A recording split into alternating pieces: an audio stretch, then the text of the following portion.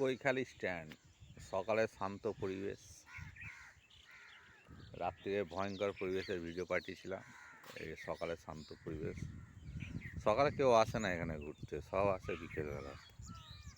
এদের সকালে পুরো ভোমা, জোয়ারের জল নেমে গেছে, এখন ভাটা একটা ভেসেল। এই কিছু সুন্দরী গাছ আছে, বাকি অন্য গাছগুলো নাম আমি জানি না। এই সাইডটা মেন ভূখণ্ডের সাথে জড়িত,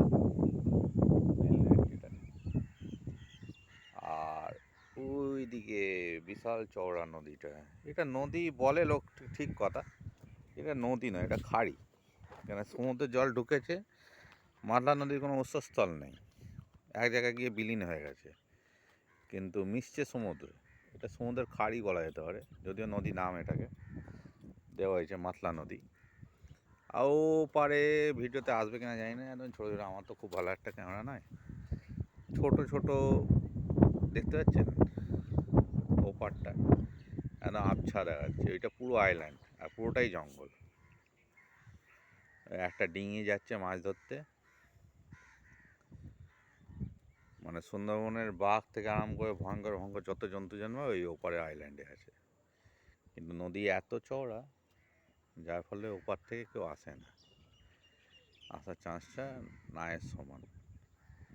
কিন্তু যেটা মেন হচ্ছে, এখানে জলে নামতে দেয় না, জলে চান করা নিষেধ আছে টোটালি। কারণ জন্তু জানোয়ার না এলেও কুমির তো আসতেই পারে, আর এটা নোনা জল তো কুমির থাকবেই। এই দ্বীপ দিন দিন এই পাড়টা ভেঙে যাচ্ছে, হয়তো ভবিষ্যতে এই পাড়টা থাকবে না। এইটা বাঁধানো আছে বলে কংক্রিট দিয়ে এটা ঠিক আছে, আর ওই দিকগুলো আর বাঁধানো হয়নি পর্যটকদের জন্য তো, আর ওই দিকে পর্যটক যায় না, জঙ্গল, ওই দিকে জঙ্গল, যার ফলে ওই দিকটা নদী খেয়ে নিচ্ছে আস্তে আস্তে।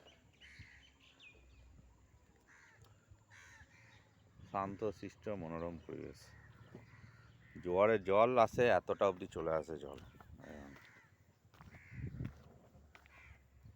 এই এত অবধি জল চলে আসে জোয়ারের, এই এত এখনো জল আছে।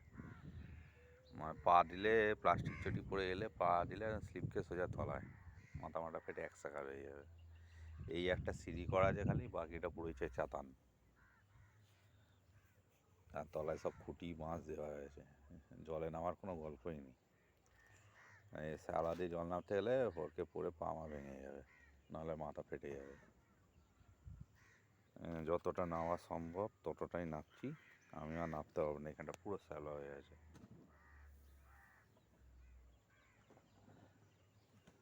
আমার মোবাইল দিয়ে যতটা জুম হয় দেখাচ্ছি, খুব তো ভালো ক্যামেরা নয়, জুম হবে না।